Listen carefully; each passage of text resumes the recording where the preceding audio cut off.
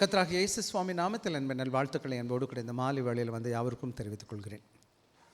எளிமையான நாளில் கூட ஆண்டோட பிள்ளைகளாய் கடந்து வந்திருக்கிறோம். விசேஷமாக இன்றைக்கு அந்நியர் தினம். எனவே நம்முடைய அந்நியர்களுக்கு நாம் நன்றி செலுத்தணும். தயவுசெய்து மறந்துடக்கூடாது. உங்கள் வீட்டில் போன பிறகு காலையில் சொல்லியிருப்பீங்கன்னு நான் நினைக்கிறேன்.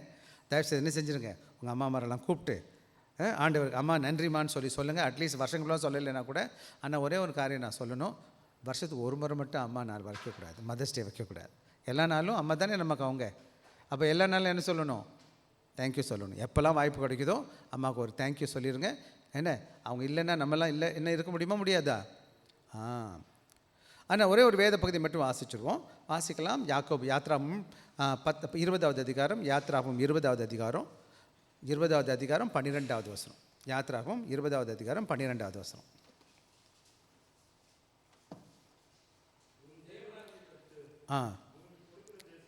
உன் தேவனாகிய கர்த்தர் உனக்கு கொடுக்கிற தேசத்திலே உன் நாட்கள் நீடித்திருப்பதற்கு உன் தகப்பனையும் உன் தாயையும் கனப்படுத்தணும். அதாவது இந்த உலகத்தில், அதாவது இந்த வேதத்தை பார்த்திங்கன்னா இது 10 கட்டளையில் 5வது கட்டளை இல்லை, அது 6வது கட்டளை. 10 கட்டளை எத்தனை பேருக்கு தெரியும்? 10 கட்டளை தெரியுமா? உன் தேவனாகிய கர்த்தர் நானே, என்னை அன்றி உனக்கு வேறு தேவர்கள் உண்டாயிருக்க வேண்டாம். மேலே வானத்திலும் கீழே பூமியிலும் பூமியில் கீழே என்ன இருக்குது உள்ள கீழேயும் ஒரு சொரூபத்தையாலும் விக்கிரத்தை உண்டாக்கவோ நமஸ்கரிக்கவோ வேண்டாம். 3வது வசனம் அதிகாரம் என்னது? 3வது என்ன சொல்லுது?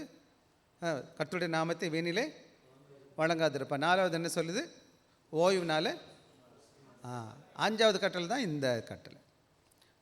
ஆக இங்கே பார்த்தீங்கன்னா பாருங்களேன், அது மேலே உள்ள 4 கட்டளைகள் யாரை குறிக்குதுன்னு கேட்டால் ஆண்டவரை பற்றி குறிக்குது. அதுக்கப்புறம் உள்ள கட்டளைகள் பார்த்தீங்கன்னா அடுத்து 13, 14, 15, 16 வாசிங்களேன். எனக்கு 17 வரை. கொலை செய்யக்கூடாது, விபச்சாரம் செய்யக்கூடாது, களவு செய்யக்கூடாது, பொய் சாட்சி சொல்லக்கூடாது, எந்த பொருளையும் எச்சரிக்கக்கூடாது. அப்போ மேலே பார்த்தீங்கன்னா கவனமாக கவனிக்கிங்க. என்னையை பார்க்கணும், என் மண்ணையை முகமத்தை மட்டும் பார்க்கணும். இங்கே 2 பலகைன்னு சொல்லுவாங்க, 2 டேப்லெட்ஸ்ன்னு சொல்லுவாங்க. 2 டேப்லெட். ஒரு மொத்த கட்டளை 5, இன்னொன்றில் 5. ஒரு சிலர் சொல்லுவாங்க ஒன்றில் 4, இன்னொன்றில் 5. எப்படியோ அது பரவாயில்ல, 10 கட்டளை. ஆக இங்கே நல்லா கவனமாக கவனிக்கிறது, முதல் 4 கட்டளையும் டைரெக்டாக தேவனுக்கு சம்மந்தமானதாக இருக்கும்.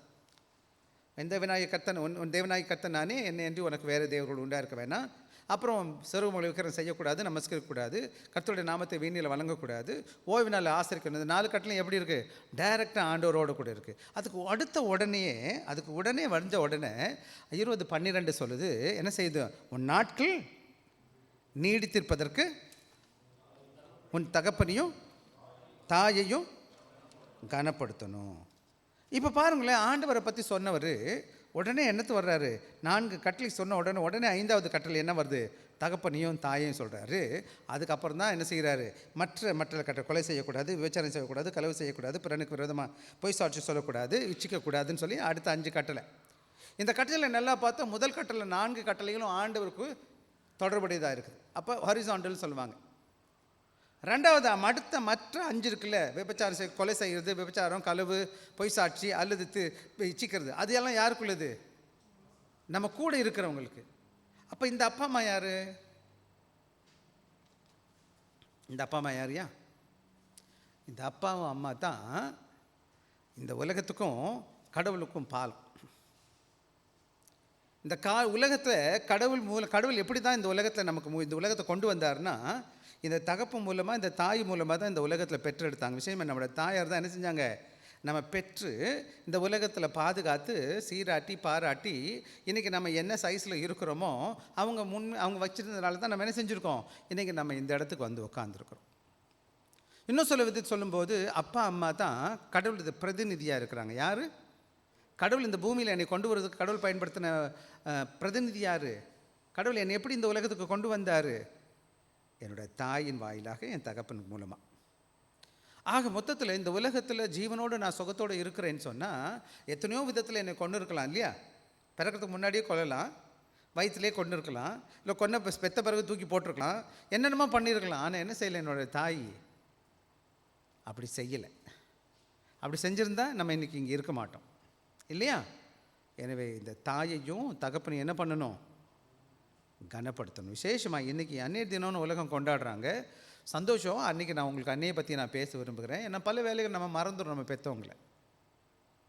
அப்புறம் அன்னையை கனப்படுத்துறதுன்னா என்னென்னு நல்லா புரிஞ்சுக்கணும். கனப்படுத்துறதுனா என்னம்மா அர்த்தம்? டேனியல் என்ன அர்த்தம் கனப்படுத்துறது? அம்மாவை கனப்படுத்துறதுன்னா மோசஸ் கூட சொல்லலாம். என்ன அர்த்தம் கனப்படுத்துறதுன்னா என்ன அர்த்தம்? பெருமைப்படுத்தினா எப்படி படுத்துறது? சரி, சின்ன வயசில் சந்தோஷப்படுற மாதிரி நல்லா படிச்சுட்டேன். பெரிய ஆளாகி விட்டுறேன். அம்மா விட்டுட்டு நான் கவனிக்கவே மாட்டேன், விசாரிக்க மாட்டேன், கூப்பிடக்கூட மாட்டேன். இப்போ பாருங்கள், நிறைய பேர் ஃபோன் அடிக்கிறது கூட இல்லை அம்மாவுக்கு. ஃபோன் அடித்து பேசுனீங்களா இன்றைக்கி உங்கள் அம்மாட்ட? நேற்று பேசுனீங்களா? முந்தா நேற்று பேசுனீங்களா? இப்போ சின்ன பிள்ளைங்களாக இருக்கும்போது அம்மா கூட போவானுங்க, அம்மா கூட வருவானுங்க, எல்லாம் வாங்கி கொடுக்க சொல்லுவானுங்க, சாப்பிட சொல்லுவாங்க, எல்லாம் செய்வானுங்க. கொஞ்சம் பெரிய கால், கொஞ்சம் பெரிய கை ஆயிடுச்சுன்னு வச்சுக்கோங்க, அவர் பெரிய ஆள் ஆகிட்டேன்னா அந்த அம்மாவே என்ன செய்ய மாட்டானுங்க, கண்டுக்கவே மாட்டானுங்க. அதுதான் கனப்படுத்துறதா? கனப்படுத்துறதுன்னு சொன்னால் என்ன செய்யுது? என் தாய்க்கு செய்ய வேண்டிய கடமையை அவங்க சாகிற வரை பார்த்துக்கிறது. பிறந்த தேதியிலேருந்தே விடலை, அவங்க பாதுகாத்து என்னை வளர்த்து இந்த ஆளாக்கிட்டாங்க. அவங்க இருக்கிறதுனால, அவங்க வளர்த்ததுனால நான் இந்த நிலைமையும் வந்திருக்கிறேன். நான் எங்கேருந்து வந்தேன்றது மறந்துடவே கூடாது. சரிதானே? டொக் பண்ணிக்கணும். என்ன டேனியல், மோசஸ், உங்கள் 2 பேர்த்துக்கும் சேர்த்து எல்லாருக்கும் தான் நமக்கு. ஆக தாயை எப்படிப்பட்டவளாக இருந்தாலும் சரி, எப்படிப்பட்ட தகப்பனாக இருந்தாலும் சரி, அவங்கள தான் இந்த உலகத்தில் தேவன் என்ன செஞ்சுருக்காரு? நமக்கு பிரதிநிதியாக வச்சுருக்கிறாரு. ஆண்டவருக்கும் இந்த உலகத்துக்கும் பாலமாக இருக்கிற என்னுடைய பெற்றோர்கள், இந்த பெற்றோர்கள் இந்த கடவுளையும் காமிச்சாங்க. இந்த உலகத்தை எனக்கு அவங்க தான் இன்ட்ரடியூஸ் பண்ணுறாங்க. இதான் அவங்க மாமா, இங்கே தான் அவங்க சித்தப்பா, அவங்க தான் ஒரு அவங்க அண்ணன், இவங்க தான் அக்கா, இவங்க மாமா, எல்லாத்தையும் யார் இன்ட்ரடியூஸ் பண்ணுறாங்க எனக்கு இந்த உலகத்தில்? அவங்க தான் என்னை கூட்டிகிட்டு சொல்கிறாங்க. அவங்க இல்லைன்னா என்ன கிடையாது. அதே அவங்க தான் என்னை ஆண்டவர்கிட்ட கொண்டு வர்றாங்க. இதான் பையசாமி, இதான் சபப்பா. சின்ன வயசுலேருந்து பிறந்த தேதியிலேருந்து தூக்கிட்டு வந்து சர்ச்சில் உட்கார வச்சு பாட்டு பாட சொல்லி கேட்டு அந்த பிள்ளைக்கு பேர் வச்சு எல்லாம் செஞ்சு நம்ம கொடுக்குறோம். ஆக இந்த தகப்பனும் தாய் தான் இந்த உலகத்தையும் ஆண்டவரையும் நமக்கு காமிக்கிறாங்க. அவங்க தான் இந்த உலகத்தில் என்ன செய்கிறாங்க? நம்ம வழி நடத்துகிற பெற்றோராக இருக்கிறாங்க. ஒரு காலகட்டத்தில் நம்மளோட வயசாகிடுறாங்க.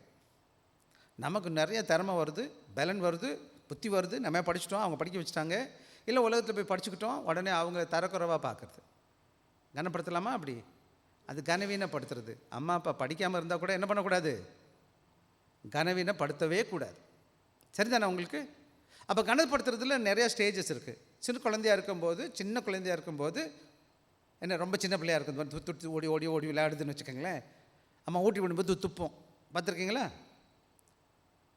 அப்போ அந்த பிள்ளை கீழ்ப்படியணும், அம்மா சொல்கிறத கேட்கணும். அம்மாவுக்கு போகாதானே போகக்கூடாது, வானா வரணும், படிக்கணும் படிக்க போகணும். கொஞ்சம் வளர வளர வளர அந்த ரோல் மாறிக்கிட்டே வரும்.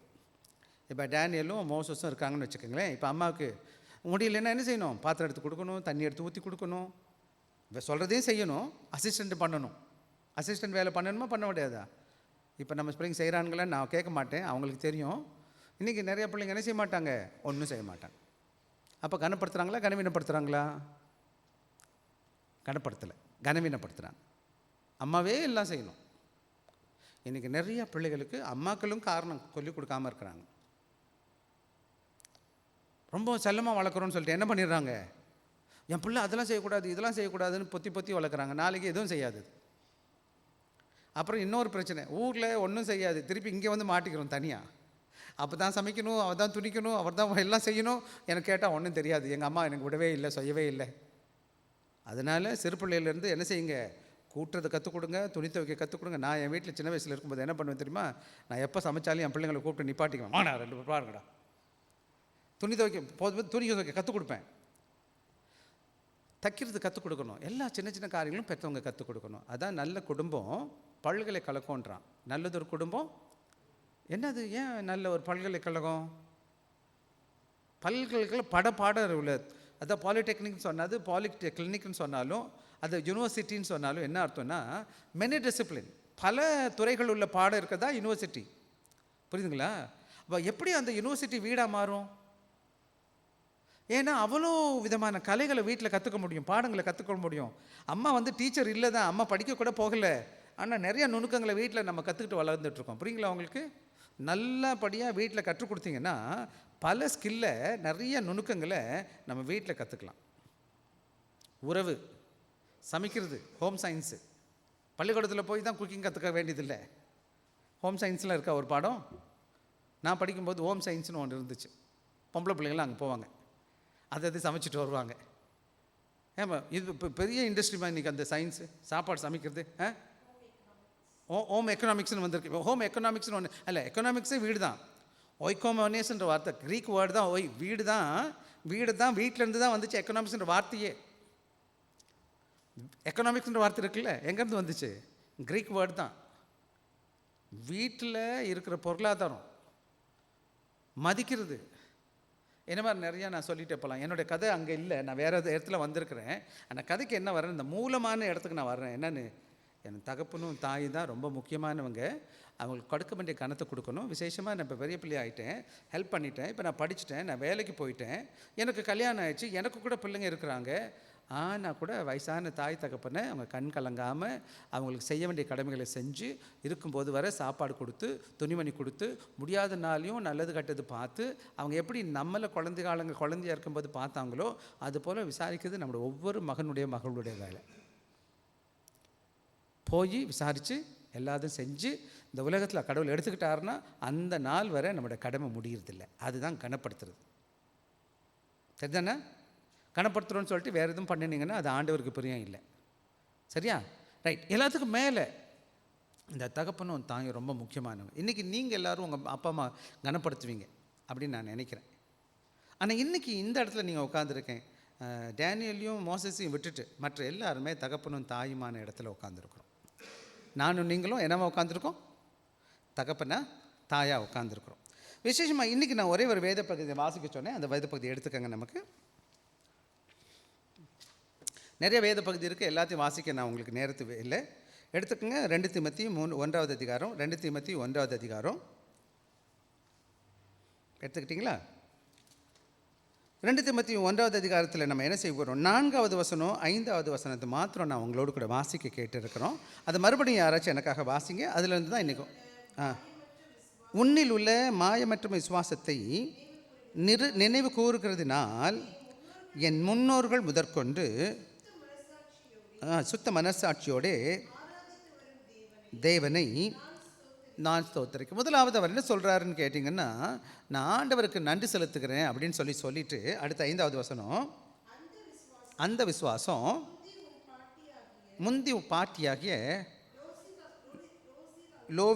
லோவிசாலுக்குள்ளும் தாயாகிய ஐனிகளுக்குள்ளும் நிலைத்திருந்தது, அது உனக்குள்ளும் நிச்சயித்திருக்கிறேன். இன்றைக்கி நீங்களும் நானும் கவனமாக பார்க்க கற்றுக்கொள்கிற பாடம் என்னன்னு கேட்டிங்கன்னா, ஒரு 3 முக்கியமான காரியத்தை நான் ஒவ்வொன்றா சொல்ல போகிறேன். இன்றைக்கி என்னுடைய தலைப்பு எங்கப்பா ஆயிடுச்சப்பா. ரைட். இன்றைக்கி நான் 3 காரியங்கள் மறுபடியும் சொல்ல போகிறேன். இன்றைக்கி முக்கியமான என்னுடைய தலைப்பு என்னன்னு கேட்டிங்கன்னா, ஃபெய்த் ஆஃப் அ மதர், ஒரு தாயின் விசுவாசம். நம்ம எல்லாரும் ஒரு வீட்டில் வளர்ந்து வந்திருக்கிறோம், என்னுடைய வீட்டில் இல்லையா? ஒவ்வொரு தாயும் ரொம்ப முக்கியமான பங்கை வகிக்கிறாங்க. ஒரு வீட்டில் அம்மா ரொம்ப படிச்சிருக்கான்னு வச்சுக்கோங்களேன், என்ன பண்ணுவான்னு கேட்டேன், அந்த வீட்டில் எல்லா பிள்ளைகளும் எப்படியாவது படிக்க வச்சுருவா. பார்த்துருக்கீங்களா? அப்பா ரொம்ப படிச்சிருப்பார், அம்மா படிக்கலைன்னு வச்சுக்கோங்க, அந்த வீட்டில் என்ன செய்ய முடியாது, அந்த அம்மா கவனிக்கலைன்னு வச்சுக்கோ, அவளை பிள்ளைங்க படிக்க ரொம்ப கஷ்டம். அதே போல் அந்த வீட்டில் அம்மா விசுவாசியாக இருக்கிறா, ஆண்டோட மகளாக இருக்கிறா, சின்சியராக இருக்கா, வீட்டில் பிள்ளைகள் எல்லாம் கட்டி ஸ்கூலுக்கு கொண்டு போகிறா, அம்மா கணவனை வழி நடத்துகிறா, அந்த விசுவாசத்தில் எப்படியாச்சும் வழி நடத்த முயற்சி பண்ணிக்கிட்டே இருப்பான் அம்மா. ஸோ ஒரு நல்ல தாய் நல்ல ஊழியக்காரியாக இருக்கிறா, நல்ல விசுவாசியாக இருக்கிறா. அந்த நல்ல விசுவாசி என்ன பண்ணுறான்னு தான் ஒரு நல்ல என்ன செய்கிறா, விசுவாசமுள்ள மகனை வளர்க்குறா. இன்றைக்கி உலகத்தில் பெரிய தலைவர்களை பார்த்துருப்பீங்கன்னா, அவங்க யாருக்கு நன்றி செலுத்துவாங்கன்னா அவங்க தாயாருக்கு நன்றி செலுத்துவ நீங்கள் பார்க்கலாம். நிறைய பேர் கேட்டிங்கன்னு சொன்னால் என்னோடய தாயாருக்கு நான் நன்றி செலுத்துகிறேன்னு சொல்லுவாங்க. ஏன்னா என்னை உருவாக்குறது யார்? ஜார்ஜ் வெஸ்லின்னு ஒரு ஊழியக்காரர் இருந்தாங்க. இந்த மெத்தடிஸ்ட் சர்ச்னு ஒரு சர்ச்சஸ்லாம் இப்போ இருக்குது. அந்த காலத்தில் நல்லா இருந்துச்சு, இன்றைக்கும் இருக்குது பில்டிங். இந்த ஜார்ஜ் வெஸ்லியோட தாயார் பேர் சூசனா வெஸ்லி. என்ன பேர்? சூசனாவுக்கு இந்தான்னு சிலர் சொல்லுவாங்க 19-20 பிள்ளைங்க மொத்தம். அந்த காலத்தெல்லாம் இந்த என்ன கிடையாது, இந்த ஃபேமிலி பிளானிங்லாம் கிடையாது. அப்போ மாற்றி பிள்ளைங்க ஒன் ஆஃப்டர் இது அதர் பழக்கிறது. இந்த 19 பிள்ளைங்க 20 பிள்ளைங்களை வளர்த்துக்கிட்டு ரொம்ப பக்தி உள்ள தாய். அந்த தாயுடைய பக்தி நிமித்தமாக ஜார்ஜ் வெஸ்லியும் எப்படின்னு கேட்டால் தேவனால் வல்லமையாக பயன்படுத்தப்பட்ட ஊழியக்காரங்க இங்கிலாண்டில். அதுக்கு முன்னாடி இங்கிலாண்டில் ஆங்கிலிக்கன் திருச்சபைன்னு ஒன்று இருந்துச்சு. அதுக்கு முன்னாடி ஆர்சி திருச்சபை இருந்துச்சு. அதுக்கப்புறம் ஆங்கிலிக்கன் சர்ச்சிலேருந்து கொஞ்சம் மாற்றத்தை ஏற்படுத்தி தான் மெத்தடிஸ்ட் சர்ச்சை யாரும் கொண்டு போனா இந்த ஜான் வெஸ்லியும் ஜார்ஜ் வெஸ்லியும் அதில் பல பாடல்கள் எழுதியிருக்கிறாங்க. ஒவ்வொரு வாரமும் என்ன செய்வாராம், ஜான் வெஸ்லிலாம் என்ன செய்வாராம், குதிரையில் உட்காந்துக்கிட்டு ஏரியாவோ போய் பிரசங்கம் பண்ணிட்டு இருப்பார். எத்தனையோ பிரசங்கம் பண்ணுவாராம் டெய்லி. வல்லமையாக கடவுள் பயன்படுத்தினார். ஆனால் அஸ்திபாரம் உண்மையான யாருன்னு கேட்டிங்கன்னா அதுக்கு காரணம் யார்? அவருடைய தாயார் சூசன்னா வெஸ்லி. அதை மனசில் மறந்துக்கக்கூடாது. அப்போ நீங்கள் இன்றைக்கி தாயாக இருக்கிறீங்கன்னா, நீங்கள் சொல்லலாம் நான் தாயாக இல்லைன்னு தகப்பனாக இருக்கிறீங்கன்னு சொன்னால் உங்களோட விசுவாசம் ரொம்ப ரொம்ப ரொம்ப ரொம்ப அவசியம். உங்களுடைய பிள்ளைகளுடைய எதிர்காலத்துக்கு அது மாத்திரம் கூட ஆண்டவருக்குள்ளே வளருவதற்கு.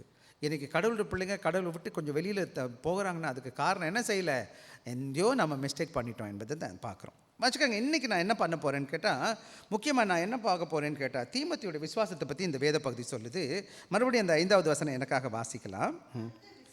அந்த விசுவாசம் மந்தி உன் விசுவாச தாயக்குள்ளும் உன் பாட்டியாகிய லோவிசாலுக்குள்ளும். முதல்ல பாருங்கள், இந்த இடத்துல என்ன பார்க்குறோன்னு கேட்டிங்கன்னா, இந்த விசுவாசம் எங்கே இருந்துச்சுன்னு கேட்டிங்கன்னா, அம்மா பேர் என்னன்னு பாட்டி பேர் என்னன்னா அது என்ன, லோவிசால். லோவிசால்னா ஆங்கிலத்தில் லூயிஸ்ன்னு சொல்லுவாங்க. என்ன சொல்லுவாங்க? இன்றைக்கி நிறைய பேர் லூயிஸ்ன்னு பேர் வச்சுருப்பாங்க. பார்த்தியா, லூயிஸ்ன்னு பேர் வச்சுருக்காங்களா? லூயிஸ் யார் பேர்? தீமோத்தேயுடைய பாட்டி பேர். அந்த விசுவாசம் எங்கே இருந்துச்சு? முந்தி உன் பாட்டியாக லோவிசாலுக்குள்ளும். அப்புறம் யாருக்கு அதில் இருந்துச்சு? அது யாருக்குள்ளே இருந்துச்சு? தாய் பேர் யூனிஸ். யூனிஸை தான் இங்கிலீஷில் யூனிஸ்ன்னு சொல்லுவாங்க, தமிழில் ஐனிக்கையால்னு சொல்லுவாங்க. ஆக லோவிசாலுக்குள்ளே இருந்துச்சு. ரெண்டாவது யாருக்குள்ளே இருந்துச்சு? அம்மாக்குள்ளே இருந்துச்சு. அந்த விசுவாசம் இப்போ எங்கே வந்திருக்குது? அந்த விசுவாசம் எங்கே போயிடுச்சுமா? உனக்குள்ளோ நிலச்சிருக்குது. அப்புறம் எப்படி ஆச்சு பார்த்தீங்கன்னா, பாட்டியிலேருந்து யாருக்கு வந்துச்சு? அம்மாவுக்கு வந்துச்சு. அம்மாலேருந்து யாருக்கு வந்துச்சு? இது ரொம்ப முக்கியம். அப்போ என்னுடைய வாழ்க்கையில் முக்கியமாக பார்க்க வேண்டியது என்னன்னு கேட்டிங்கன்னா, என்னோடய விசுவாசம் என்ன செய்யுதுன்னு கேட்டிங்கன்னா, அம்மாவுக்கு பாட்டியிலேருந்து வந்துச்சு, பாட்டியிலேருந்து பாட்டிக்கிட்டேருந்து அம்மாவுக்கு வந்துச்சு, அம்மாலேருந்து மகனுக்கு வந்துச்சு. ஆக அந்த ஃபெய்த் என்ன பண்ணுது? அந்த விசுவாச வாழ்க்கை ஆண்டவராக இயேசு கிறிஸ்து மேலே விட்டுற விசுவாசமானது அவனுக்கு என்ன செய்யுது? விசுவாசத்தை அவங்க கடத்தி போகிறத நீங்கள் பார்க்க முடியும். அதே போல் தான் இன்றைக்கி தீமோத்தேயுடைய விசுவாச வாழ்க்கையை நீங்கள் பார்க்கும்போது முதல்ல எங்கே இருந்துச்சு? அதான் பவுல் சொல்லும்போது, நான் அவங்க பாட்டிக்கிட்ட இருந்து அவங்க அம்மாக்கிட்ட இருந்து இப்போ உனக்கிட்ட நான் பார்த்துக்கிட்டு இருக்கிறேன். இதே காரியத்தை தான் பின்னாடி அவர் பேசும்போது பேசுகிறாரு. வாசிங்க எனக்காக 3வது அதிகாரம் 14-15. 2 தீமோத்தேயு 3:14-15. நீ கற்று நிச்சயித்து கொண்டவர்களில் நிலைத்திரு, அவைகளை இன்னாரிடத்தில் கற்றாய் என்று அறிந்திருந்ததும் இல்லாமல்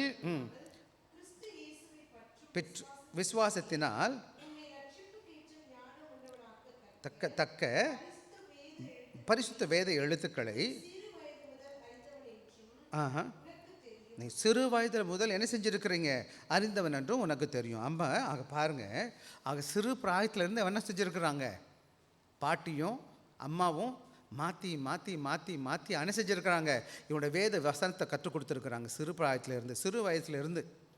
யூத பெண்கள் என்ன பண்ணுவாங்கன்னு கேட்டிங்கன்னா, பிள்ளைகள் பிறக்கிறதுக்கு முன்னாடியே வயிற்றில் கர்ப்பமாக இருக்கும்போதே, இப்போ வச்சுக்கோங்களேன், இந்த தாய் நினைக்கிறான்னு வச்சுக்கோங்களேன், இந்த குழந்தை நல்ல டாக்டர் ஆகணும்னு வச்சுக்கோங்க, அல்லது நல்ல இசைக்கலைஞனாக வரணும்னு வச்சுக்கிட்டா, அவள் என்ன இசை விரும்புகிறாளோ, தான் பிள்ளைக்கு என்ன ஆகணும்னு நினைக்கிறாளோ, அந்த பிள்ளையோட என்ன செய்வாளாம்? அந்த விதமான இசை கேட்பான். எதை கேட்பாவ? இப்போ வச்சுக்கோங்க, நான் பியானோ வாசிக்கணும், என் மகன் பெரிய ஆளாயின்னு வச்சுக்கோங்களேன். நான் என்ன பண்ணுவேன்? என் பிள்ளை எங்கே தான் இருக்கிறான்? இப்போ தான் உள்ளத்தில் வயிற்றுக்குள்ளே தான் இருக்கிறான். ஆனால் நான் என்ன பண்ணுவேன்? நான் அந்த பியானோ லெசன் மியூசிக் படிப்பேன் நானே. இப்போ என் பிள்ளை டாக்டர் ஆகணும்னு வச்சுக்கோங்க, டாக்டர் விதமான புத்தகங்கள்லாம் வாங்கி வாங்கி நான் படிப்பேன். என்ன நான் படிக்கிறேனோ அப்புறம் என்ன நினைக்கிறாங்கன்னு கேட்டால், பிறக்கிறதுக்கு முன்னாடியே என்ன பண்ணுவாங்களாம்? அந்த பிள்ளைக்காக அவங்க என்ன செய்வாங்க? அந்த பிள்ளையை அந்த உணர்வை ஏற்படுத்துவாங்களாம். அப்படி வரும்போது அந்த பிள்ளை பின்னாடி நாட்கள் என்ன செய்யுமா? அப்படிப்பட்ட இசை அந்த கருவியை அந்த காரியத்தில் அந்த பிள்ளை திளைத்தோங்கன்னு சொல்லுவாங்க. ஆக யூத மக்களுக்கு அந்த வழக்கம் இருந்துச்சு. அப்போ நீங்களும் நானும் நல்லா புரிஞ்சுக்கணும், என்னுடைய மகன் ஆண்டோட பிள்ளையாக இருக்கணும், என்னோட மகன் ஆண்டோட மகனாக இருக்கணும், மகளாக இருக்கணும், ஆண்டவரை பெற்றுக்கிறவரை காணப்படணும்னு சொன்னால், என்னுடைய வீட்டில் நான் எப்போ பார்க்குறேன், எப்போ பார்த்தாலும் அந்த பிள்ளை யாரை தான் பார்க்குறான்னு கேட்டிங்கன்னா, அம்மாவையும் அதுக்கப்புறம் பாட்டியை தான் பார்க்குறான். அதுதான் உலகம் அவனுக்கு. சிறுபாயத்தை அந்த குழந்தை வளருதுன்னு வச்சுக்கோங்களேன், பிறந்த தேதியில இருந்து கர்த்தரோட வார்த்தையே கேட்டு வளருது. அப்போ எல்லாமே ஆண்டவருக்குள்ளே அந்த பிள்ளை விசுவாச வார்த்தையை கேட்குது, ஆண்டவர் சத்தியத்தை கேட்குது. ஆண்டவருக்குள்ளே வளரும் பொழுது எப்படி இருக்கும் அந்த மாற்றம்? அந்த பிள்ளைக்கு மேலே ஒரு பெரிய தாக்கத்தை ஏற்படுத்தும். அதுதான் பார்க்குறோம், the impact of mothers faith. ஆக அம்மாவுடைய அப்பாவுடைய விசுவாசம், விசேஷமாக அம்மாவுடைய விசுவாசம் ரொம்ப ரொம்ப ரொம்ப முக்கியம். அதனால தான் கல்யாணம் ஆகாத பிள்ளைகளுக்கு சொல்லுகிறது, கடவுளுக்கு பிரியமானவளை கல்யாணம் பண்ணணும். கடவுளுக்கு பிரியமில்லாத கல்யாணத்தை பண்ணிட்டா கல்யாணம் கல்யாணமாக மாறிடும். அல்லது 2 விதமான விசுவாசத்தோடு கல்யாணம் பண்ணிக்கிட்டால் அந்த அம்மா அந்த பக்கம் இழுக்க, நீ இந்த பக்கம் இழுக்க வேண்டியது தான். டக்கப்பார் தான் நடந்துக்கிட்டு இருக்கும். புரியுதா நான் ஏதாச்சும் சொன்னது? புதுசு கல்யாணம் ஆகாத பிள்ளைகளுக்கு, இனிமேல் கல்யாணம் ஆக பிள்ளைகளுக்கு சொல்லுகிறேன், பார்த்துக்கங்க, கவனமாக இருக்கணும். எனக்கு வரப்போகிற பெண் ஆண்டவருக்கு பிரியமானவளா என்பதை 10 வாட்டிக்கு 11 வாட்டி கேட்டுக்கணும். அப்படி இல்லைன்னு சொன்னால், இன்றைக்கி நிறையா வீட்டை நான் பார்த்துக்கிட்டு உட்காந்துருக்கிறேன், ஆண்டவருக்கு பிரியமில்லை, அந்த பிள்ளைகளை வளர்க்க தெரியல, பிள்ளைங்களுக்கு என்ன செய்யணும்னு தெரியல, எங்கே போனால் சரின்னு அதுக்கும் தெரியல. ஏன்னா அப்பா ஒரு பக்கம், அம்மா இன்னொரு பக்கம். ஆக மொத்தத்தில் என்ன நடக்குது? போன வாரம் நான் என்ன செஞ்சேன்னா, போன மாதம் கடைசியில் நான் இந்தியா ஊழியத்துக்கு போயிருந்தேன். என் கூட ஒரு சகோதரி வந்தாங்க. நம்ம சபையில் நமக்கு பிடிச்ச சகோதரி தான், நல்ல சகோதரி. உடனே அழுக ஆரம்பிச்சிட்டாங்க. அவங்க சும்மா பேச்சுவாக்கில் பேசிக்கிட்டு இருக்கும்போது, நம்ம எல்லோரும் உங்களை பற்றி இந்த ஊழியம் எப்படி இருந்துச்சு சொல்லுங்கன்னு சொன்னோன்னே உடனே அவங்க அழுக ஆரம்பிச்சிட்டாங்க. ஏன் அழுதாங்கன்னா, அவங்க பிள்ளைகளை குறித்து அழுதாங்க, அவங்க பேர பிள்ளைகளை குறித்து அழுதாங்க. ஏன்னா அந்த பிள்ளைங்க என்ன கிடையாது, ஆண்டோட விசுவாசத்தில் இல்லாமல் போயிட்டான். இன்றைக்கி நான் என் பிள்ளைக்கு விசுவாசத்துக்குள்ளே வளர்க்க முடியலன்னு சொன்னால், நாளைக்கு நான் என்னுடைய பிள்ளைகளை ஆண்டவர் பிரியமில்லாத பிள்ளையாக பார்க்க வேண்டிய சூழ்நிலை வந்துடும்.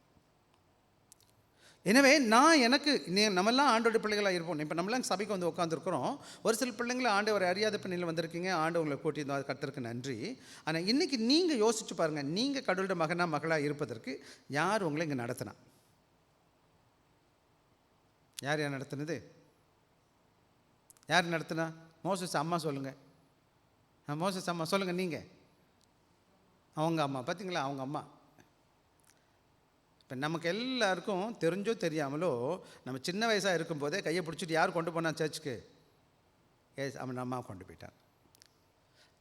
நல்ல வேலை நான் அப்படி இல்லை, எனக்கு ஏசாமி தான் இங்கே கொண்டு வந்தார். எங்கள் அம்மா எப்போவுமே கூட்டிகிட்டு போனது, நான் தான் எங்கள் அம்மாவை கூட்டிகிட்டு போனேன். என்ன அது அந்த கதை, என் கதை கொஞ்சம் வித்தியாசம். அதே போல் உங்கள் வாழ்க்கையில் நீங்கள் உங்கள் விசுவாசத்தை குறித்து சற்று யோசித்து பார்க்கணும். உங்கள் விசுவாசம் எப்படிப்பட்டதாக இருக்குது என்பதை பொறுத்து தான் உங்கள் வாழ்க்கையும் உங்கள் குடும்பமும் அமையும் என்பதை நான் மறக்கக்கூடாது. ஒரு சில வேத வசனத்தில் உள்ள உதாரணங்களை வேகமாக நான் சொல்ல விரும்புகிறேன். இன்னும் ஒரு சில வேதத்தில் சில தாயர்களை நம்ம பார்க்குறோம். எடுத்துக்கங்கம்மா, 1 சாமுவேல் 1வது அதிகாரம்.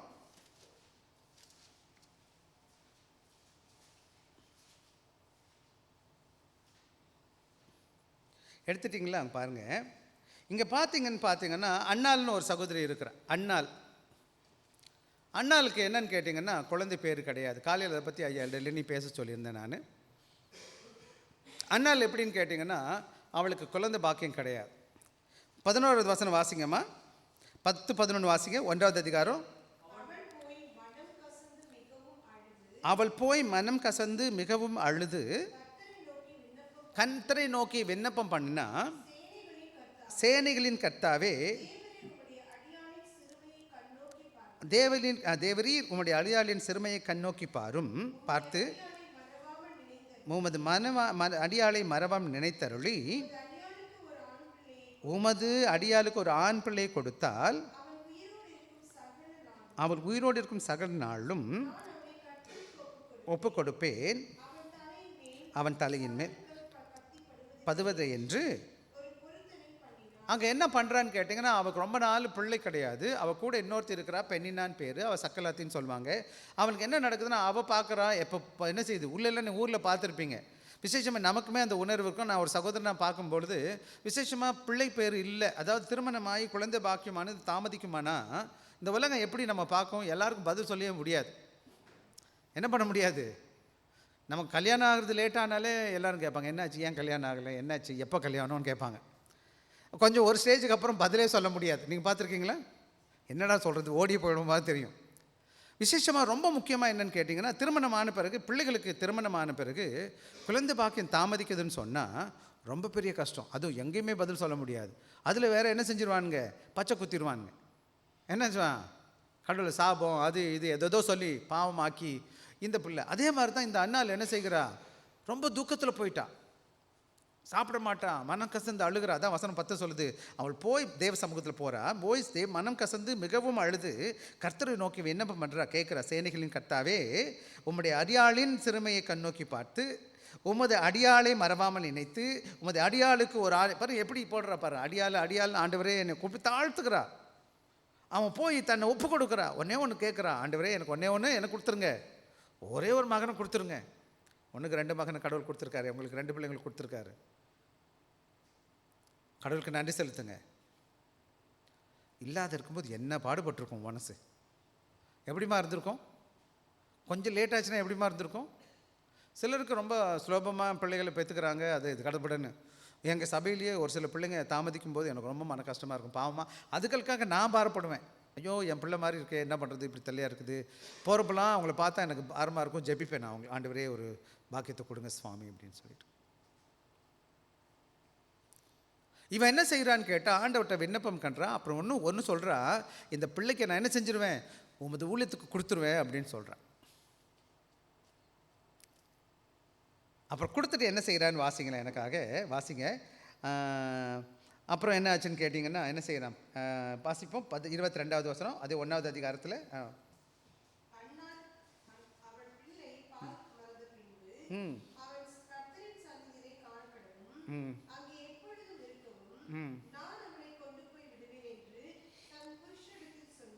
அது போதுமா, வாசிங்கம்மா. போது அது போதும். அவளுக்கு என்ன நடக்குதுன்னா, அவள் ஜெபிக்கிறா. அவள் ஜெபிச்ச மாதிரியே என்ன செஞ்சிடறான்னு கேட்டிங்கன்னா, அவளுக்கு ஆண்டவர் அவன் வாழ்க்கையில் கடாச்சிடுறாரு. 20வது வசனம் என்ன செய்வேன்னா, அவன் ஒவ்வொரு வருடமும் அவன் தேவாலயத்துக்கு போவான். அவன் என்ன செய்கிறான், அந்த பிள்ளையை கூட்டிகிட்டு போக மாட்டான், அங்கே வச்சுருவான், வச்சுக்கிட்டே இருப்பான். அந்த பிள்ளை எது வரேன்னு கேட்டிங்கன்னா 24வது வசனம் வாசிங்க. அவன் அவளை பால் மறக்க பண்ணின பின்பு பாருங்க என்ன செய்கிறான்னு கேளுங்க. 3 காளைகளை எடுத்துட்டு, ஒரு மரக்கால் மாவையும் எடுத்துக்கிட்டு, ஒரு திருச்சி திராட்சை ரசத்தையும் எடுத்துக்கிட்டு கூட்டி கொண்டு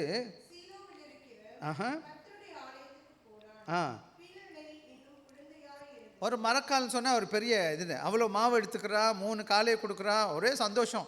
யார் எங்கே கொண்டு போகிறா, ஆண்டவர் சமூகத்தில் கொண்டு போய் விடுறதுக்கு கொண்டு போகிறா. அவன் இந்த குழந்தை எவ்வளோ பெருசுன்னு கேட்டால் அவன் ரொம்ப பெரிய பள்ளியான இருந்திருக்க மாட்டான். இன்னும் சொல்ல போனால் மேக்ஸிமம் இன்னும் அதிகமாக பால் குடிச்சிருந்தா எத்தனை வருஷம், 3 வருஷத்தில் 4-5 வருஷம் கொடுத்து குடிச்சிருப்பானா? 5 வருஷம் கொடுப்பாங்களான்னு தெரியல. ஆனால் 2 வயசில் நான் பார்த்துருக்கேன், சில பிள்ளைங்களை பால் குடிக்கிறது நான் பார்த்துருக்கேன் சின்ன வயசில். சில தாயாருக்கு ரொம்ப அன்புனால மிகுதியாக கொடுத்துருவாங்கன்னு வச்சுக்கோங்களேன். ஆனால் கூட 4-5 வருஷத்துக்கு அப்புறம் அந்த பிள்ளை நல்லா சாப்பிட ஆரம்பிச்சிருவா, அப்புறம் சாப்பிட பால் நிப்பாட்டிடுவாங்கன்னு வச்சுக்கோங்க. இப்போ இன்னும் சின்ன பிள்ளை குழந்தையாக இருக்கிறான், சிறு குழந்தையாக இருக்கிறான், அவனை கொண்டு போய் எங்கே விட்டுறாங்க, கொண்டு போகிறாங்க. சீலோவில் சபை இருந்துச்சு, தேவாலயம் இருந்துச்சு அன்றைக்கி. அப்போ சீலோன்னு இடத்துல போய் என்ன செய்கிறாங்க, 3 காலை, ஒரு மரக்கால் மாவு, அப்புறம் என்னது, ஒரு துருத்தி திராட்சை ரசத்தை எடுத்துக்கிறாங்க. அங்கேருந்து கொண்டு போகிறாங்க. அவனை கொண்டு போய் என்ன செய்கிறாங்க, 25வது வசனம் வாசிங்கம்மா. பலியிட்டு பிள்ளைய ஏலி அங்கே இருக்கிறாரு. ஏலி தான் என்ன செய்கிறாருன்னு கேட்டால் பிரதான ஆசிரியராக இருக்கிறாரு தேவாலயத்தில் வச்சுக்கோங்க. இப்போ நான் தான் இந்த ஊழியத்துக்குள்ள பெரிய ஆளுங்க, என்கிட்ட வந்து அந்த சாமியில் விட்டுட்ட மாதிரி என்ன செய்கிறாங்க, தேவனுக்கு காலையில் எல்லா போய் பள்ளியெல்லாம் கொடுக்குறாங்க. காலையெல்லாம் கொடுத்து பள்ளியை கொடுத்துட்டு பிள்ளை ஏலி இடத்துல விட்டுட்டு வந்துடுறாங்க. வாசிங்கம்மா எனக்கு. ஆண்டவனே அண்டையில் நின்று விண்ணப்பம் பண்ணின ஸ்திரீ நான் தான் என்று சொல்லுகிறேன். இந்த பிள்ளைக்காக விண்ணப்பம் பண்ணினேன், விண்ணப்பத்தின்படி கட்டளையிட்டார். ஆகையால் படியால் சகல நாட்களும் பாருங்க. ஆமாம், கடவுளை நன்றி செலுத்துகிறார், கர்த்தரை ஆராதிக்கிறார், கர்த்தருக்கு நன்றி செலுத்துகிறார். ஏன் நன்றி செலுத்துகிறா? இன்னொன்று முக்கியமான ஒரு பெரிய பாடம் என்னன்னு கேட்டிங்கன்னா, அந்த குழந்தை சிறு பிராயத்தில் கொண்டு போய் எங்கே விட்டுட்டா, தேவாலயத்தில் விட்டுட்டா, தேவனுக்கு ஊழியம் பண்ண விட்டுட்டா. இன்றைக்கி நம்ம எல்லோரும் விரும்புகிறோம், நம்ம பிள்ளைகளாம் என்ன மாறணும், டாக்டராக மாறணும், இன்ஜினியராக மாறணும், அவனாக மாறணும், இவனாக மாறணுன்ட்டு. இவன் நினச்சா கடவுள் கொடுத்தது தானே இது. சங்கம் 127 என்ன சொல்லுதுன்னா, பிள்ளைகள் கர்த்தரால் வரும் கற்பத்தின் கனி அவரால் கிடைக்கும் பலன், அன்பளிப்பு, ஈவு, கிஃப்ட்டு. சில வேலைகளை நம்ம நினைக்கிறோம் நமக்கு கடவுள் கொடுத்ததுனால நமக்கு ஈஸியாக வந்ததுனால அதோட அருமை தெரியல. ஆனால் உண்மையை நல்லா புரிஞ்சுக்கங்க. இன்றைக்கி அவதிப்பட்டு கோயில் குளங்களை அழிஞ்சு ஜிரிஞ்சு பெற்ற மக்கள் அவங்க எப்படி இருப்பாங்கன்னா மன நிறைவோடு இருப்பாங்க. ஆண்டவர் எனக்கு ஒரு ஆம்பளை கொடுத்துட்டாரு. எனக்கு கூட எங்கள் அம்மா அப்படி தான் பெற்றுக்கிட்டோன்னு சொல்லுவாங்க. ஆனால் அவங்க இந்துவாக இருக்கும்போது என்ன செஞ்சாங்க அப்படி தான் சொல்லுவாங்க. ஏன்னு கேட்டிங்கன்னா எனக்கு சொல்லிட்டாங்க, எனக்கு முன்னாடி ஒரு பொண்ணு பிறந்துச்சு, அக்கா பிறந்த உடனே சொல்ல தீர்த்து விட்டுறணும்னு சொல்லிட்டாங்களா. அந்த ஊரில் தீர்த்து விட்டு தான் டைவர்ஸ் பண்ணி விட்டுறணும். இதுக்கு ஆம்பளை பிள்ளை இல்லைன்னு உடனே எங்கள் அம்மா வேண்டிக்கிட்டாங்களே எனக்கு ஒரு ஆம்பளை கொடுத்துருங்கன்னு பிள்ளைன்னு சொல்லிட்டு எங்கள் அம்மா சொல்லுவாங்க, உங்களுக்கெல்லாம் ஆண்டவர் பாக்கியத்தோடு குழந்தைய பெற்றிருக்க, அதே போல் நம்மை தேவன் பிள்ளைகளை பெற்றவங்களுக்கு அப்படியே கொடுத்துருக்கிறார். நம்ம சும்மா அப்படியே இல்லை, நான் வரல, கடவுளுடைய கிருபையா அவருடைய இரக்கத்தினால அவருடைய அன்பினால அவர் எனக்கு இந்த வாய்ப்பை கர்த்தர் கொடுத்துருக்கிறார். விசேஷமாக நானும் நீங்களும் என்ன பண்ணணும்னு கேட்டிங்கன்னா, என்னோடய பிள்ளைகளை 2 பேரும் நான் சொல்லியிருக்கேன், ஊழியத்துக்கு தாண்டா அவங்களுக்கு கொடுத்துருக்கோம், பாங்கடா ஊழியத்துக்கு போங்கடா நான் சொல்லிக்கிட்டே தான் வந்துக்கிட்டு இருக்கிறேன். எப்போ வாய்ப்பு கிடைக்கும் போதெல்லாம் பெற்றவங்களுக்கு சொல்லுகிற காரியம், உங்கள் பிள்ளைங்களை தேவன் கொடுத்துருக்கிறார். லோவிசாலும் ஐனிக்கியாலும் என்ன செஞ்சாங்க, தீமோத்தேயும் ஆண்டோட வேத வசனத்தில் சிறு பிராயத்திலேருந்து வளர்த்துட்டு இருக்கிறாங்க. எதற்கு ரெடி ஆகிட்டு இருக்காங்க? இந்த உலகத்துக்கு சேவை செய்வதற்காக கிடையாது, ஆண்டோட வேலையை செய்வதற்கு. நீ டாக்டராக இருந்தாலும் இன்ஜினியராக இருந்தாலும் சரி, அல்லது நீ எந்த மூலை முடுக்கில் என்னவா இருந்தாலும் கடைசியில் ஆண்டோட ஊழியக்காரனாக இருக்கணும். அங்கேயும் ஆண்டோட ஊழியக்காரன், இங்கேயும் ஊழியக்காரனாக இருக்கணும். ஆண்டவருக்கென்று ஊழியம் செய்வதற்கு தெரிந்து கொள்ளணும். இந்த சாமுவேல் யாருன்னு தெரியுமா? பின்னாடி நாட்களில் பெரிய தீர்க்கதரிசியாக மாறிடும். பெரிய தீர்க்கதரிசி. சவுல் யார் ராஜாவாக்குனதுன்னு கேட்டால் இவன் தான் அபிஷேகம் பண்ணான். ஃபஸ்ட்டு ராஜா யார்? இஸ்ரவேல் நாட்டுக்கு முதல் ராஜா சவுல். 40 வருஷம் ஆட்சி செய்கிறான். இவன் தான் யார்? ஆண்டவர் யார் மூலமாக தான் சவுலை அபிஷேகம் பண்ணுறாரு? இந்த சாமுவேலுக்கு முன்னாடி. இதுக்கப்புறம் யார்? அடுத்த ராஜா யார்? தாவீது அபிஷேகம் பண்ணுறது யாருன்னு கேட்டால் இந்த சாமுவேல் தான். சாமுவேல் மேலே ஒரு தீர்க்கதரிசி இல்லை. ஏன் கேட்டிங்கன்னா, 2 ராஜாவை உருவாக்கின சக்தி யாருக்கு இருக்குது? சாமுவேல், ஒரே ஒரு சாமுவேல். ஆனால் நல்லா புரிஞ்சுக்கணும், இந்த சாமுவேலுக்கு காரணம் யார்? அவங்க அம்மாவோட விசுவாசம். இன்றைக்கி என்னுடைய மகன் பெரிய அளவில் போற்றப்படணும், புகழப்படணும்னு நினைக்கிறீங்கன்னு சொன்னால், இதெல்லாம் உங்கள் அம்மாவுடைய, உங்கள் அப்பாவுடைய, விசேஷம் உங்களுடைய தாயாருடைய ஜபமும் அவங்களோட விசுவாசத்தின் வெளிப்பாடு தான். இன்றைக்கி நானும் நீங்களும், அல்லது நீங்கள் எங்கள் அம்மாவோட நிறையா படிச்சிருந்துருக்கலாம், சந்தோஷம், அம்மாவோட பெரிய காரணங்கள் சாதிச்சிருக்கலாம். ஆனால் கடைசியில் உங்கள் அம்மா எங்கேயோ ஒரு ஓரத்தில் என்ன செஞ்சுருக்காங்க, உங்களுக்கு ஏதோ செஞ்சுருக்கிறதுனால தான் இன்றைக்கி இங்கே வந்து உட்காந்துருக்கீங்க. மறந்துடாதீங்க, உங்கள் விசுவாசமானது விளையாடு பெற்றதோட தாயாருடைய விசுவாசம். அந்த தாயின் விசுவாசம் இன்றைக்கி என்னை இந்த இடத்துல கொண்டு வந்திருக்கு, மறக்கக்கூடாது. இன்னொரு வேத பகுதி இருக்குது, என்கிட்ட நேரம் இல்லை, இருந்தாலும் நான் எடுத்து வாசிச்சுட்டு சொல்லிச்சுறேன். யாத்ராகமம் 2வது அதிகாரம் எடுத்துக்கங்க. யாத்ராகமம் 2வது அதிகாரம். இந்த 2வது அதிகாரத்தில் யாரை பற்றி பார்க்குறீங்கன்னு சொன்னால், மோசையை பற்றி பார்க்க போகிறீங்க. இந்த 2வது அதிகாரத்தில் வாசிங்களேன் எனக்காக. 1வது வசனத்தில் வாசிங்க எனக்கு. ஒருவன் விவாகம் பண்ணினான், அந்த ஸ்திரீ கர்ப்பவதியாகி ஒரு ஆண் பிள்ளையை பெற்று அழுகுதென்று கன்று ஒழித்து வைத்தால் முடியாமல் எடுத்து ஊசி பூசி ஆஹா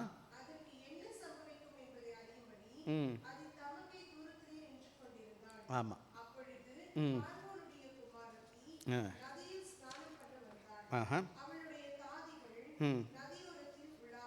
போதும், இந்த கதை உங்களுக்கு நல்லா தெரிஞ்சிருக்கும். தெரியலன்னா வீட்டில் போய் வாசித்து பாருங்கள். இந்த இடத்துல பார்த்தீங்கன்னா, அன்றைக்கி எல்லா ஆண் பிள்ளைகளையும் கொல்லும்படி பார்வோன் கட்டளை கொடுத்துருக்குறான். எல்லா பிள்ளைகளும் கொல்லணும். ஆக என்ன செய்கிறா, இவளுக்கு ஒரு ஆண் பிள்ளை பிறக்குது. அவள் பேர் யாக்கோபேதன் பேர், ஜாக்கோபேத்னு இங்கிலீஷில் சொல்லுவாங்க. அவள் என்ன செய்கிறா, அவளுக்கு பெரிய தெரியும் ஆபத்து இருக்குது பிள்ளைகளுக்குன்னு சொல்லிட்டு, பிறந்த பிள்ளையை கத்துறதெல்லாம் பார்த்து என்ன செய்கிறான், 3 மாதம் எப்படியாச்சும் ஒழிச்சு வச்சுட்டான். 3 மாதத்துக்கு அப்புறம் பிள்ளை வளர சத்தம் பெரியமா வந்துடும், எப்படி தெரிஞ்சால் கொண்டு போட்டுருவான்னு சொல்லிட்டு மானல் பட்டியில் என்ன செய்கிறா, கீழ் பூசி என்ன செய்யுது, அந்த குழந்தைய தண்ணியில் வச்சு என்ன செய்கிறா, தெரியாமல் கொண்டு போய் என்ன செய்கிறா, எதில் விட்டுறா, எகிப்தில் உள்ள நைல் நதியில் விட்டுறா. அது மாத்திரம் கிடையாது, அந்த பிள்ளை எங்கே போகுது, யார் எடுக்க போகிறான்னு சொல்லி தமக்கை அவங்க அக்கா இருக்கிறா, அக்கா பின்னாடி அவள் மீரியம் பேர், அவள் பின்னாடி போய் பார்க்க போகிறா. நல்ல வேலை, அது எப்படி சொல்லுது, அந்த கரெக்டாக பார்வோனுடைய குமாரத்து கையில் போய் கிடைக்குது. பின்னாடி நாட்களில் மோசே போருடைய தலைவன் இந்த உலகத்தில் நீங்கள் பார்க்கவே முடியாதியா. மோசே என்ன செய்கிறார்? 6,00,000 மக்களை 40 வருஷம் தொடர்ந்து நடத்துகிறார். ஒரே லீடர். வனாந்திரத்தை எத்தனை வருஷம் நடத்துகிறாரு? ஒரு நாடு, ஒரே தலைவர். எத்தனை வருஷம்? 40 வருஷம். முதல் 5 புத்தகம் வச்சுருக்கீங்களே, அத்தியாகம், யாத்ராகம், லேவியராகம், என்னாகும், உபாகம். இந்த 5 புத்தகம் எழுதுனது யார்? மோசேயுடைய புத்தகம். ஒரே லீடர், அசைக்க முடியாத ஒரு லீடர் இருக்கிறான்னா மோசஸ். ஆனால் இந்த மோசையோட வளர்ப்பில் யார் தான் முக்கியமான பங்களிக்கிறா? அவருடைய தாயார். அதே போல் யாக்கோபு, யோவான் பார்க்கலாம் புதிய ஏற்பாட்டில். இந்த வேத பகுதி நம்ம வாசிக்கிறோம். இந்த வேத பகுதியில் யார் பார்க்குறோம்? இதே மாதிரி யோவான், இதே மாதிரி யாரை பார்க்குறீங்கன்னு கேட்டிங்கன்னா, யூனிஸும் லூயிஸும். யூனிஸும் யாரை உருவாக்குறா? தீமத்தி பின்னாடி நாட்டில் பெரிய பிஷப் ஆயிடுறாரு எபேசிய திருச்சபைக்கு. இன்றைக்கி நீங்களும் நானும் ஒரு நல்ல நிலைமைக்கு உயர்த்தப்படணும்னு சொன்னால், அல்ல என் பிள்ளைகள் நல்ல நிலைமைக்கு வளரணும்னு சொன்னால் மறந்துடக்கூடாது அந்த விசுவாசம். 5வது வசனம் மறுபடியும் வாசிங்க தம்பிங்களா. 2 தீமோத்தேயு 1வது அதிகாரம் 5வது வசனம். அந்த விசுவாசம் முந்தி உன் பாட்டியாக லோவிசாலுக்குள் தாயாக ஐனிக்காலுக்குள்ளும் நிலைத்திருந்தது, அது உனக்குள்ளும் நிலைத்திருக்கிறது என்று நிச்சயித்திருக்கிறேன். அதுதான் ரொம்ப முக்கியமான விஷயம். 2வது, இந்த விசுவாசம் எப்படிப்பட்ட விசுவாசம்னு கேட்டிங்கன்னா அன்பான பிள்ளைகளே, அன்பினால் இந்த விசுவாசம் nurturing faith through the genuine love, உண்மையான அன்பு. அந்த வசனம் தான் 4வது வசனம் வாசிங்கப்பா.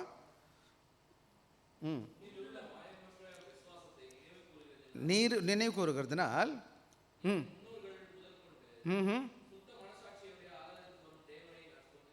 இங்கே என்ன நடக்குதுன்னு கேட்டிங்கன்னா, ஏன் இந்த விசுவாசத்தை லோவிசாலுக்குள்ள லோவிசாலும் ஐனிக்காலும் தன் பிள்ளைக்கு கொடுக்குறாங்கன்னு கேட்டிங்கன்னா, உண்மையான அன்பின் நிமித்தமாக தான் பிள்ளைக்கு ஏன் இந்த விசுவாசத்தை கொடுக்கணும்? ஏன் கொடுக்கணும்? என் பிள்ளைகளுக்கு விசுவாசத்தை கொடுக்கணும். என் பிள்ளை கெட்டு போகக்கூடாது, என் பிள்ளை நல்ல நிலைமைக்கு உயர்த்தப்படணும். படிப்பு ஒரு பாடத்தை கொடுக்கும். விசேஷமாக நீங்கள் நல்லா புரிஞ்சுக்கணும், படிப்பு எவனையுமே நல்லவனை மாற்றுறதில்லை. படித்த இன்ஜினியர், படித்த டாக்டர்ஸ், படித்த லாயர்ஸ் இருக்கிறாங்க. நேர்மையான டாக்டர் இருக்காங்களா? நேர்மையான இன்ஜினியர்ஸ் பார்க்க முடியுமா? இன்னும் சொல்ல போனால் தப்பாக எடுத்துக்காதீங்க, சும்மா சொல்லுவாங்க இந்த மாதிரி. படித்த லாயர் எப்படி திருடணும் நல்லா கற்றுருக்காங்க, எப்படி ஏமாற்றணும்னு டெக்னிக்காக செய்யணும். படிக்காதவன் தெரியாது எப்படி திருடணும் அதை மாட்டிக்கிடுவான். இவன் தெரிஞ்சவன் எப்படி செய்வான்? புத்திசாலித்தனமாக திருடுவான். இப்போ பாருங்களேன் அரசியல்வாதிலாம் எப்படி இருக்காங்கன்னு. அவங்க தான் நிறையா நியூஸாக பார்ப்பீங்களே, வேலையும் சொல்லியும் கோட்டு சூட்டெல்லாம் மாட்டிக்கிட்டு என்ன செய்கிறான்? நல்லா காசாக இது எப்படி சேர்த்துருக்கான்? கடினமாக கஷ்டப்பட்டா. ஆக இன்றைக்கி படிப்பு நல்லது, அதனால் நான் படிக்கக்கூடாதுன்னு சொன்னேன்னு நினச்சிடாதீங்க. எனக்கு ரொம்ப பிடிக்கும் படிக்கிறது, நீங்கள்லாம் படிச்சுக்கிட்டே இருக்கணும்னு நினைப்பேன். ஆண்டோட இல்லாத ஒரு படிப்பு இருக்குமானால், ஆண்டோட விசுவாசத்தோடு கூட ஆண்ட விசுவாசம் இல்லாத ஒரு படிப்பு இருக்குமானால், அது நல்ல மனுஷனை உருவாக்குது, நல்ல அன்பை குறிக்காது. எனவே தான் இன்றைக்கி இருக்க படித்தவங்கெல்லாம் எப்படி இருக்கிறானுங்க? சுயநலவாதிகளாக இருக்கிறான். ஆனால் ஆண்டோடைய அன்புக்குள்ளே விசுவாசத்தில் வளரணும்னு சொன்னால் ஆண்ட அன்பு கலந்த விசுவாசமாக காணப்படணும். அதைத்தான் என்ன செய்கிறாரு லோவிசாலும் ஐனிக்கையாலும் தான் பிள்ளைக்கு எப்படி ஊட்டுறாங்கன்னு கேட்ட விசுவாசத்தை அன்பின் நிமித்தமாக அன்பை குறித்து என்ன செய்கிறாங்க? தான் பிள்ளைகளுக்கு ஊட்டிகிட்டே இருக்கிறாங்க. சிறுபிராயத்துலேருந்து ஏன் பிள்ளைகளுக்கு ஊட்டணும்னு நான் அன்போட, ஏன்னா என் பிள்ளையை நான் நேசிக்கிறதுனால. அதைத்தான் நம்ம பார்க்குறோம். இங்கே பாருங்கள் என்ன நடக்குதுன்னு கேட்டிங்கன்னா, அவன் விசுவாசத்தை அன்பால் ஊட்டுறதுனால அவன் விசுவாசத்தை என்ன செய்கிறான்? பலப்பட்ட கடவுள் பிள்ளையாக வளருகிறான். இதெல்லாம் யாரின் மூலமாக நடக்குதுன்னா, தாத்தா பாட்டியும் அம்மாவும் அன்பின் வெளிப்பாடாக இருக்கான். ஆண்டோட அன்பை ஊட்டுறாங்க மக்களுக்கு, பிள்ளைகளுக்கு. அந்த வீட்டில் என்ன பார்க்குறோம்? தேவ அன்பை பார்க்குறோம். அது என்ன செய்யுதுன்னு கேட்டிங்கன்னா, தீமோத்தேயு வாழ்க்கையை பாதிக்குது. என்ன செய்யுது? பாதிக்குதுன்னா என்ன செய்யுது? அவன் வாழ்க்கையில் ஒரு தாக்கத்தை ஏற்படுத்துது. எங்கள் அம்மா ஆண்டவரை நேசிக்கிறாங்க, எங்கள் அப்பா எங்கள் தாத்தா பாட்டி ஆண்டவரை நேசிக்கிறாங்க, என்னையும் அம்மா நேசிக்கிறாங்க. என்னுடைய அன்பு எப்படிப்பட்டதாக இருக்கணும்? ஆண்டவருக்கு பிரியமான விசுவாச வாழ்க்கை காணப்படணும். அந்த அன்பு நிமித்தமாக கண்டிப்பாக இல்லை கம்பெடுத்துக்கிட்டு சபைக்கு போகிறான்னு கேட்குறத விட, நான் அன்பு நிமித்தமாக என் மகனை அன்பு செலுத்தி அந்த குழந்தைய ஆண்டவருடைய சமூகத்தில் நான் கொண்டு வரணும். உண்மையில் கண்டிப்பு ரொம்ப முக்கியம், தப்பு இல்லை கிடையாது. ஏன்னா அன்பு என்பது, அன்பில் இன்னொரு ஷேடு தான் கண்டிக்கிறது. நான் அன்பு செலுத்துனதில் கண்டிக்கிறேன். ஆனால் எல்லாத்துக்கும் மேலே உங்கள் அன்பு பிள்ளைகளுக்கு என்ன செய்யணும்? காணப்பட்டிருக்கணும். அதை தான் இந்த பகுதியில் பார்க்குறோம். அதை இங்கே இன்னொரு விதத்தில் பார்க்கும்போது என்ன பாருங்கன்னா, லெகசின்னு சொல்லுவாங்க. லெகசின்னா என்னம்மான்னு கேட்டிங்கன்னா, நம்ம போன பிறகு இந்த உலகம் அல்லது நம்ம விட்ட பிறகு, இப்போ என் தாயார் இந்த உலகத்தில் இல்லை, நான் எப்படி என் அம்மாவை யோசித்து பார்க்குறேன். நிறைய காரியங்கள் வாயிலுக்கு செஞ்சுருக்குறாங்க, எல்லாத்தையும் நான் மறந்துடுறேன். எங்கள் அம்மா கடவுளுக்கு பிரியமானவங்க, எங்கள் அம்மா எனக்கு இதெல்லாம் கற்றுக் கொடுத்தாங்க சொல்கிறோமா இல்லையா? எங்கள் அம்மா என்னை ரொம்ப நேசித்தாங்க, அதை நினைவு கூறணும். அப்போ இந்த விதமான நல்ல பண்புகளை என் பிள்ளைக்கு நான் கடத்து கொண்டு போகணும். ஆக முதலாவது நான் பார்த்தேன், என்னோடய விசுவாசம், தாயின் விசுவாசம் அந்த பிள்ளையில் என்ன செய்யுது? ஒரு பாதிப்பை ஏற்படுத்துது, ஒரு தாக்கத்தை ஏற்படுத்துது. அந்த விசுவாசம் எதன் வாயிலாக என்ன மெருகிறதுன்னு கேட்டிங்கன்னா, ஆண்டவர் மேலே வச்ச அன்பின் நிமித்தமாக. ஆக ஒவ்வொரு தாயும் ஒவ்வொரு தகப்பனும் விசுவாசமுள்ள தகப்பனாக இருக்கணும். அந்த விசுவாசம் எதன் வாயிலாக வந்திருக்கணும்னு கேட்டால், ஆண்டவர் மேலே அன்பு நிமித்தமாக வந்திருக்கணும், கட்டாயம் பேரில் கிடையாது. ஆண்டவோட அன்பு இல்லை, நான் எல்லா சடங்கும் செய்கிறேன், என்ன பிரயோஜனம்? கடமைக்கு நான் செய்கிறேன், வர்றேன் சபைக்கு, ஆனால் ஆண்டவர் மேலே அன்பு இல்லை. 1 தீமோத்தேயு 13வது அதிகாரம் எடுத்துக்கோம் லைட்டாக. 1 தீமோத்தேயு 13வது அதிகாரம் வாசிப்போமா?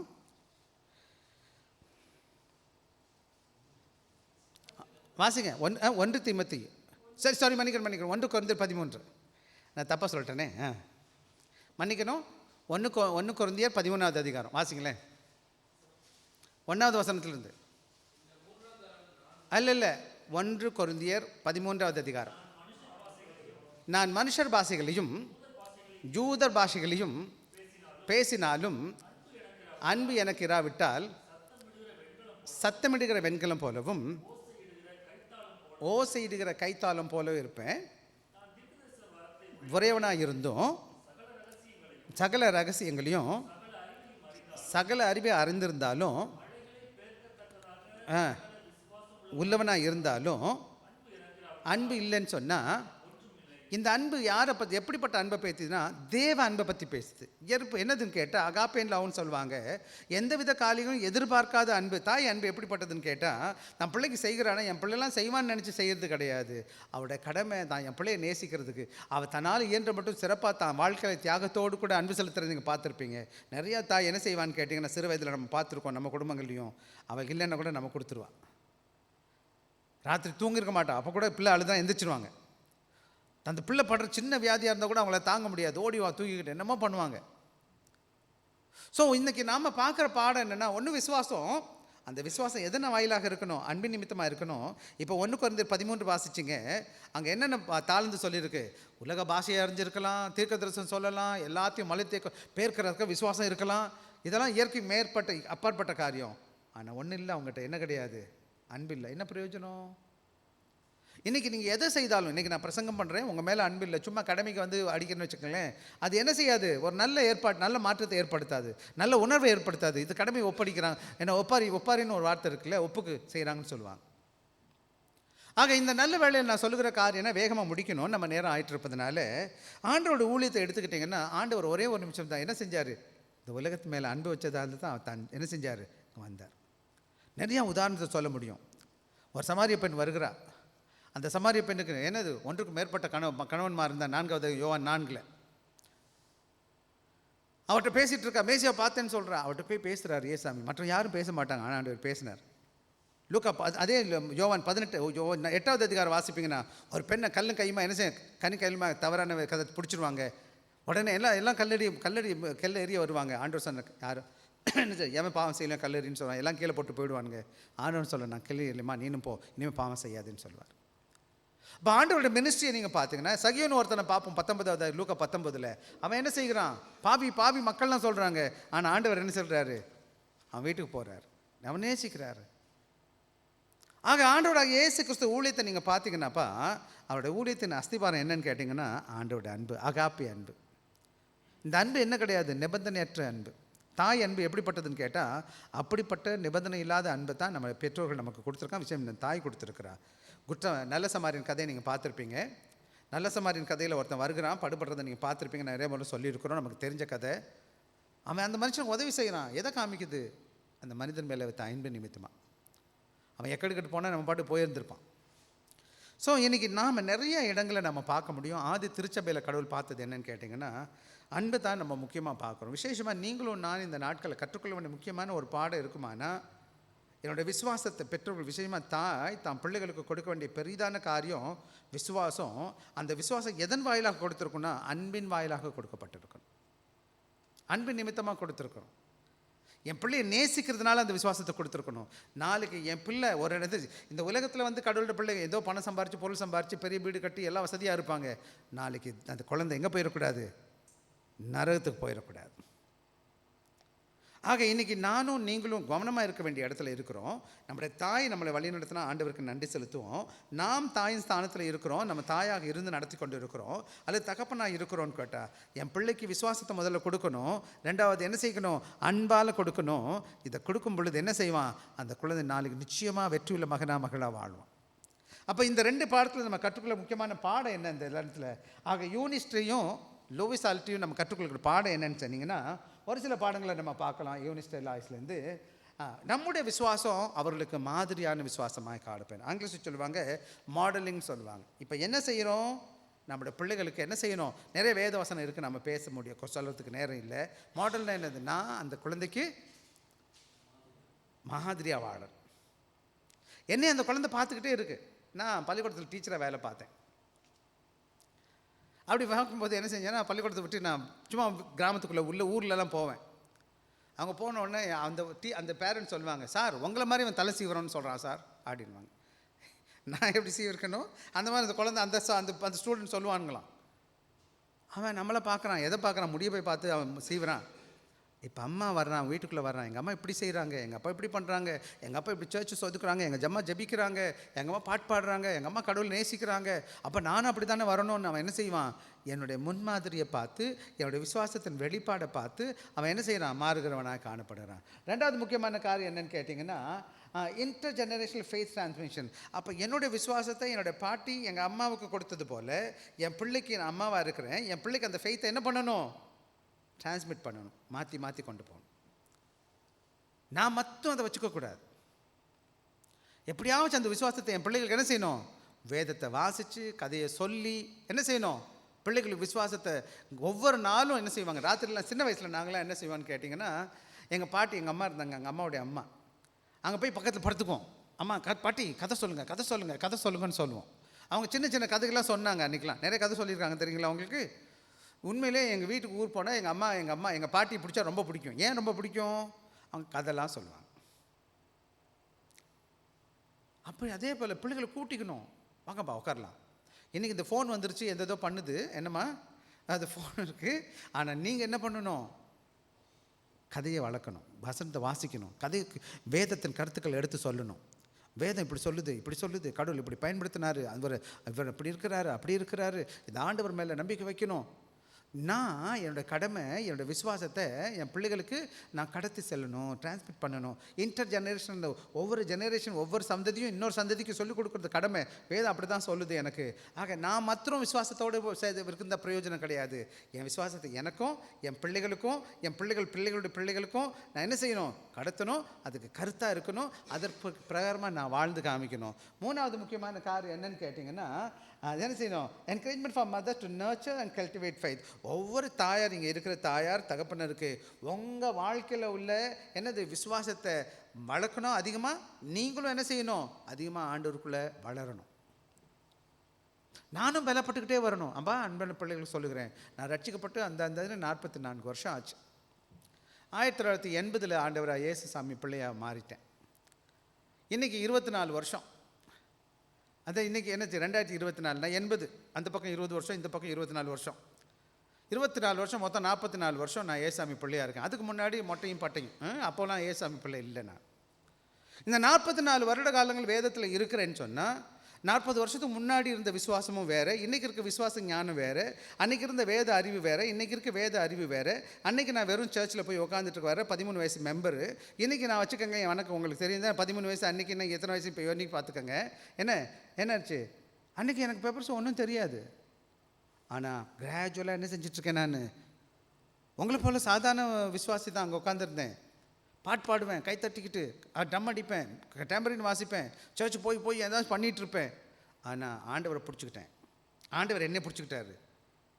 அப்படியே மறுபடி மேலே மேலே மேலே வளருது. அப்போ சின்ன வயசில் சர்ச்சுக்கு போவோம், ரொம்ப வசனம் தெரியாது. அப்புறம் ஒரு ஸ்டேஜில் நான் வாத்தியாராக மாறிட்டேன். வாத்தியாரம் ஆனோன்னு பள்ளிக்கூடம் போவான். காலையில் 3-4 மணிக்கெல்லாம் பள்ளிக்கூடம் முடிஞ்சிடும். பைபிளை கையில் தூக்கிடுவேன் கக்கத்தில். ஓடி ஓடி ஓடி அங்கே மீட்டிங்கு, இங்கே மீட்டிங்கு, அங்கே பைபிள் ஸ்டடி, இங்கே பைபிள் ஸ்டடி, அங்கே ப்ரேயர் மீட்டிங், இங்கே ப்ரேயர் மீட்டிங், அங்கே ஃபாஸ்டிங் ப்ரேயர், இங்கே ஹோல் நைட் ப்ரேயர், எல்லாத்துக்கும் சுற்றுறது பேயா. போய் அந்த மீட்டிங்கில் உட்காருது, இந்த மீட்டிங்கில் உட்காருது. எனக்கு ஒரே ஆர்வம் என்னென்னு கற்றுக்கணும், வசனம் கற்றுக்கணும், வசனம் கற்றுக்கணும். எங்கேயும் ஒரு மீட்டிங் போட்டுறக்கூடாது, எங்கேயாரும் ஒரு போஸ்டர் பார்த்துடக்கூடாது. அங்கே போய் உட்காந்துருப்பேன். சில நேரங்கள் எப்படி தெரியுமா, ஃபுல் நேல் உபாசம் போட்டிருப்போம், நைட் ப்ரேயருக்கும் போயிடுவோம், எல்லா கூட்டத்துக்கும் போய் உட்காந்துக்கிறது. ஒன்று தான் காரணம், ஆண்டவரை பற்றி கரைச்சிக்க தெரியணும், ஆண்டோட விசுவாசத்தில் வளரணும். இதுக்கப்புறம் ஒரு ஸ்டேஜுக்கு அப்புறம் ஊழியம் செய்ய போயிட்டேன். எல்லா ஊழியம் போகிறது, வீடு வீடாக போகிறது, ஜெபிக்க போகிறது, பைபிள் ஏதாச்சும் பண்ணிகிட்டு இருக்குது. அது மட்டும் விட்டுட்டேன்னு கேட்டிங்கன்னா, அதுக்கப்புறம் வேலையை விட்டுட்டு வந்துட்டேன். என்ன செஞ்சேன், கவர்மெண்ட்டில் வேலை பார்த்து வேலையை விட்டுட்டு ஊழியத்துக்கு வரணும்னு வந்துட்டேன். ஊழியத்துக்கு வந்துட்டேன். யார் காசு கொடுப்பா? காசு இல்லை, ஒன்றும் இல்லை. தைரியமாக வந்துட்டேன். ஏசாமி இதை கூட்டிகிட்டு வந்துட்டார். தைரியமாக படிக்க போயிட்டேன். என்னை பிரின்சிபல் கேட்டார், உனக்கு யார் ஸ்பான்சர் பண்ணுவான்? நான் சொன்னேன், நானே ஸ்பான்சர் பண்ணுறேன் அப்படின்ட்டேன். ஏன்னா சம்பளமும் இல்லை, ஒன்றும் இல்லை, ஏதோ தைரியத்தில் சொல்லிட்டு வந்து உட்காந்துட்டேன். கடவுள் கைவிடலை. ப்ரோக்ராம் பண்ணுறேன், 3 வருஷம் படித்தேன். அப்புறம் ஒன்றும் நல்லா இல்லை. அதுக்கப்புறம் 2 வருஷம் படித்து போனேன், அதுவும் பத்தலை. அதுக்கப்புறம் 2 வருஷம் படிக்க போனேன், அதுவும் பத்தலை. 3 வேதாகம கல்லூரி படித்த பிறகு தான் இங்கே வந்து கடவுள் வச்சார். அதுக்கு முன்னாடி அதுக்கப்புறமும் இன்னொரு காலேஜ் கிடச்சிச்சு எனக்கு. அப்போ ஒரு காலேஜ் கிடச்சிச்சு, சிங்கப்பூர்லேயும் கிடச்சிச்சு, இந்தியாவிலும் கிடச்சிச்சு. அப்புறம் கையில் காசு இல்லை. அதுக்கு இடையில் பிள்ளைங்க பிறந்துட்டாங்க, ஒன்றுன்னா கல்யாணம் வேறு ஆகிப்போச்சு. அப்புறம் இந்த வேலை கிடச்சிச்சு, ஊழியத்தை கிடச்சி, கடைசியில் கடவுளுக்கு கொண்டு வந்தார். இப்போ கூட படிக்க முடிஞ்ச வாய்ப்பு கிடச்சி கொடுத்தார். விசுவாசத்தில் வளரணும். விசுவாசத்தை நீங்கள் என்ன செய்யணும், மெருகேற்றுக்கிட்டே போகணும். சபைக்கு வரணும், கடவுள் வார்த்தையை கேட்கணும், கடவுள் சித்தத்தில் வளரணும், கடவுள் விசுவாசத்தில் பலப்படணும், வேத அறிவு வரணும். வந்து பார்த்திங்கன்னா நம்ம வருஷக்கணக்கில் 20 வருஷம் 15 வருஷம் 30 வருஷம் சபையில் உட்காந்துருக்குறோம். கேட்டால் ஒன்றும் தெரியலன்னு உட்காந்துருக்கக்கூடாது. வேதத்தை நீங்கள் கரைச்சி குடிச்சிருக்கணும். ஆனால் இன்றைக்கி நம்மளோட நாலேஜ் எப்படி இருக்குது?